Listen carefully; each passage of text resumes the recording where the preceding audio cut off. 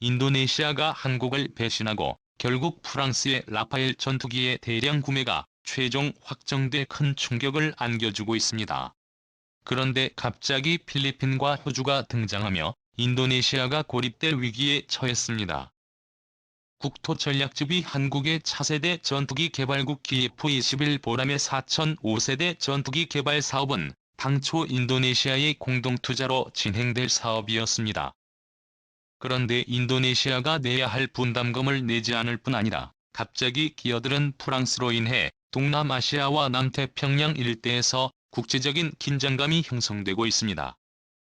프랑스와 호주, 필리핀과 인도네시아 그리고 대한민국 5개 나라의 미묘한 외교 관계가 복잡하게 흘러가고 있습니다. 미중 간 패권 갈등으로 서방과 중국의 갈등이 첨예하게 대립하기 시작하면서 수많은 동남아시아의 국가들이 이를 계기로 군사력 증강에 나서고 있습니다. 경제적 약체였던 동남아시아 국가들의 무기 수요가 폭증하면서 값싸고질 좋을 뿐 아니라 에이스가 확실한 한국의 방위산 업체들은 동남아시아에서 소위 로또를 맞은 상황이 되어가고 있습니다. 그런데 한국이 엉뚱하게 인도네시아와 KF-21 개발 사업을 진행했다가 인도네시아의 뒤통수를 맞는 바람에 한국의 입장이 난처해지고 있는 상황입니다. 자칫 계약 파기까지 이어지고 외교적인 봉착에 빠질 수 있는 상황이 되고 있는데요. 그런데 뜻밖의 필리핀과 호주가 나타나면서 상황이 달라질 것으로 보입니다. 그럼 동남아시아 일대가 지금 어떻게 돌아가고 있는지 살펴보겠습니다. 첫 번째, 인도네시아와 호주의 갈등. 세계에서 가장 평화로운 나라인 호주는 세계 제3차 대전이 일어나게 돼도 안전할 땅으로 손꼽힙니다. 그러나 실상은 그렇지 않습니다. 호주는 제2차 세계대전 당시에도 일본의 폭격을 받았던 나라이며 중국 등 아시아에서 돌아가는 정세에 따라 국가의 안보 상황이 시시각각 변화하는 나라입니다. 현재 호주의 안보에 위협이 되는 나라는 당연히 중국입니다. 그런데 더 위협적인 나라가 있습니다. 바로 인도네시아인데요. 호주의 북쪽을 열도로 감싸고 있는 인도네시아는 호주보다 GDP가 월등하게 낮은 나라이지만 막강한 인구 숫자는 호주에게 매우 위협적입니다. 인도네시아의 인구는 무려 약 7,600만 명 이상으로 세계 4위의 인구 대국입니다. 반면 호주의 인구는 2,500만 명 수준으로 인도네시아와 대비해서 100분의 1보다도 적은 인구를 가지고 있습니다. 때문에 호주와 인도네시아는 겉으로는 친한 것처럼 보여도 호주는 인도네시아를 매우 견제하고 있습니다. 심지어 호주는 인근의 국가들을 지원해 인도네시아의 패권 확장을 저지하기도 했습니다. 인도네시아와 적대 국가였던 동티모르를 분리독립시키는 데 결정적 역할을 한 나라가 바로 호주이고, 또 인도네시아와 전쟁까지 치렀던 말레이시아를 같은 영연방의 회원국으로서 지원했던 나라 역시 호주입니다. 때문에 인도네시아에서는 의료는 반호주 감정이 있는 상황입니다. 특히 2002년에는 인도네시아와 갈등을 겪던 동티모르가 호주의 막강한 지원 하에 독립에 성공하면서 인도네시아에서 반호주 감정이 극에 달하게 됐고, 2002년에는 인도네시아에서 호주인을 대상으로 한 발리 폭탄 테러 사건이 터지면서 인도네시아와 호주가 전쟁의 위기까지 직면하게 됐습니다. 이 인도네시아 호주 간의 갈등이 한국이 깊이 개입돼 있습니다. 바로 한국은 인도네시아와 갈등을 겪던 동티모르에 1999년 군대를 파견한 나라였기 때문입니다. 당시 호주와 인도네시아 간의 갈등은 전쟁의 위기까지 번질 수 있었기 때문에 세계 각 국가에서는 호주와 실은 미국이나 영국이 아닌 제3국에 중재할 수 있는 국가가 필요했습니다. 한국은 당시 동티모르에 파견을 한 나라였고, 호주, 인도네시아 두 나라와 모두 수교를 했던 어느 정도 힘이 있는 나라였기 때문에 호주와 인도네시아를 중재할 수 있었던 상황이었던 것입니다. 결과적으로 한국의 중재를 통해 중재에 성공을 하게 됐고, 호주, 인도네시아 간 갈등은 봉합 단계에 이르렀습니다. 2005년 인도네시아에서 쓰나미 사태가 터지면서 호주에서 인도네시아를 지원해주자 인도네시아-호주 관계가 정상화됐고, 2019년에는 FTA를 체결하면서 관계 정상화가 되어가는 상황입니다. 이름에도 두 나라는 애쉬와 환초를 두고 영유권 갈등이 있고 또 동티모르의 분리독립에 개입한 호주에 대해서 여전히 갈등의 골이 깊은 상황입니다. 하지만 이러한 미묘한 갈등은 현재의 대중국 패권 전략의 대명문화에 도달하는 서로 화해하고 단결해야 하는 처지인데요. 그런데 또 프랑스 때문에 상황이 복잡해지고 있습니다. 두 번째, 프랑스와 호주의 갈등과 프랑스의 개입. 미국과 영국, 호주 세 나라는 중국을 견제하기 위한 핵잠수함 안보 동맹체인 오브 범을 선언했습니다. 프랑스는 유코스의 동맹체 출범을 두고 맹렬하게 비난했습니다.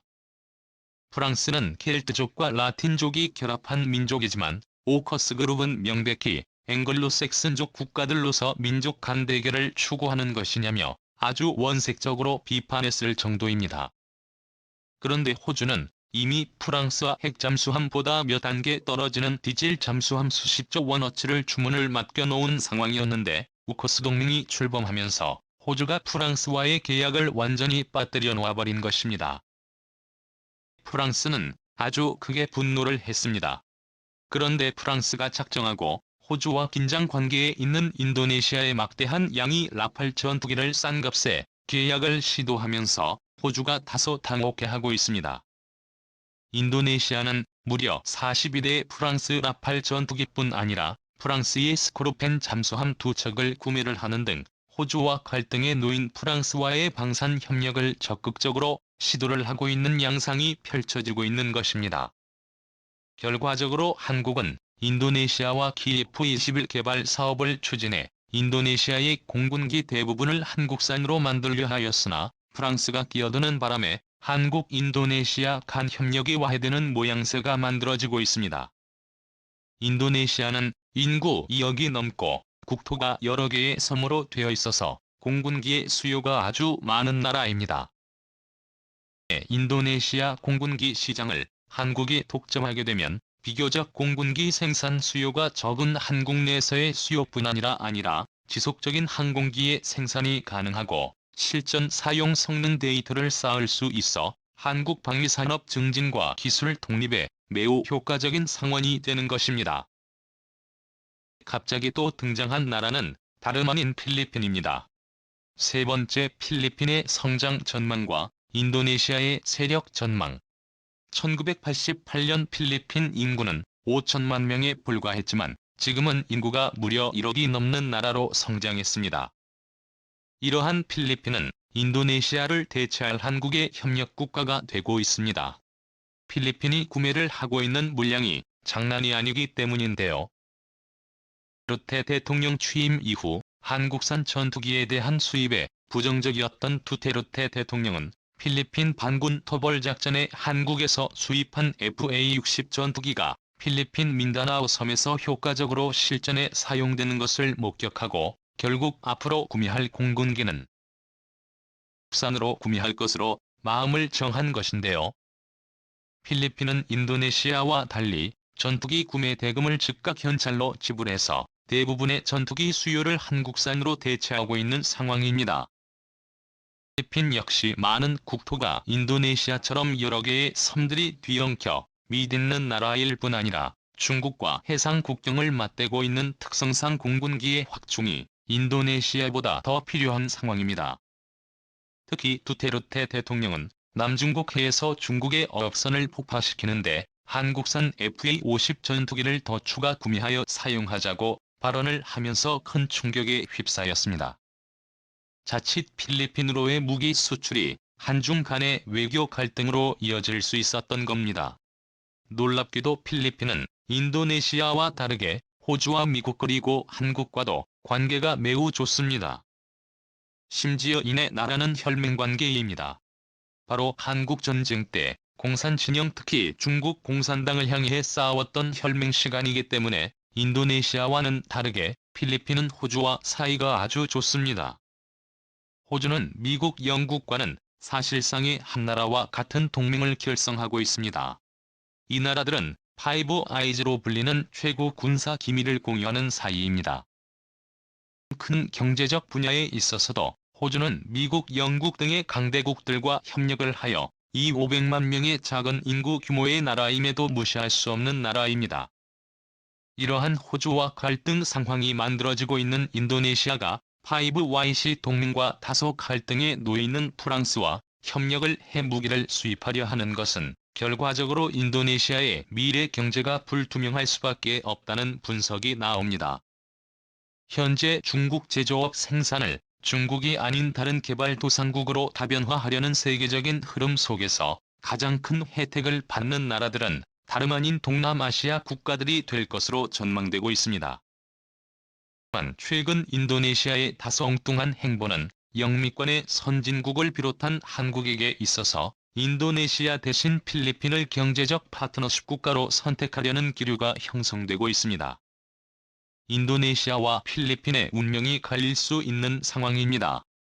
그 대신 필리핀이 인도네시아를 대체하는 강력한 동남아시아의 또 다른 패권 국가로 성장하게 될 수 있을 가능성이 높습니다. 이러한 이유는 필리핀이 군사적 경제적으로 성장을 한다고 하더라도 호주와 같은 나라들과 국경을 접하지 않아서 피해를 줄 일은 없을 것이고 오히려 중국 견제에 매우 큰 도움이 되기 때문입니다.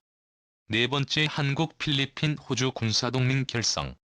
인도네시아를 제외한 한국, 필리핀, 호주 세 나라는 한국의 방산물자를 많이 수입하는 나라가 되고 있습니다. 호주는 한국산 명품 자주포인 K9을 수조원어치 주문한 상태이며 호주의 차세대 장갑차도 하나레드의 독일 링스 KF-41과 경합 중입니다. 필리핀 역시 자국 공군기의 대다수를 한국산 경공격기로 대거 교체하고 더 수입을 할 예정입니다. 뿐 아니라 필리핀 국방부에서는 한국 대우조선해양이 극비리에 방문하여 잠수함 구입을 타신하고 있고 프랑스와 협력을 하는 인도네시아와는 다르게 필리핀은 미국, 호주와 군사교류를 늘리고 프랑스가 아닌 한국과만 협력하고 있습니다. 필리핀은 인도네시아와 다르게 대금 연체가 거의 없고 즉각 구매와 대금 결제를 하는 시원시원한 나라입니다.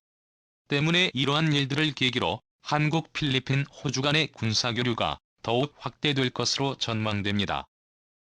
현재 인도네시아는 프랑스 라팔 전투기를 구매를 했지만 프랑스는 에이스 서비스가 악명 높기로 유명합니다. 프랑스는 기술 이전에 대해서도 매우 짠 나라입니다. 한국이 프랑스 고속열차인데 대세 베를 KTX 경부선 열차의 초기 모델로 선정했을 때에도 프랑스에서 기술 이전을 제대로 해주지를 않아서 아예 우리 기술진이 자체적으로 고속열차 개발을 했었습니다. 인도네시아도 이와 같은 위기에 봉착할 가능성이 높다는 분석이 나옵니다. 수소로의 프랑스산 전투기와 잠수함을 구매했음에도 제대로 된 에이스를 받지 못할 가능성이 높다는 것입니다. 현재 인도네시아는 세계적인 대중국 견제 전략의 파트너십 국가로서 동남아시아의 주요 국가입니다. 인구도 인력이 넘어서 무시할 수 없는 국가이지만 최근 인도네시아의 프랑스와 협력을 취하는 행보는 자국의 국익에 도움이 되지만은 않을 것이라는 분석이 나옵니다. 이러한 상황에서 필리핀, 한국, 호주로 이어지는 징검다리 안보동맹이 형성될 조짐이 보이면서 필리핀과 어느 정도 긴장 관계를 형성하는 인도네시아가 외교적으로 고립될 수 있다는 경고가 나옵니다. 국토전략TV 오늘은 이것으로 마칩니다. 시청해주셔서 감사합니다. 주셔서 감.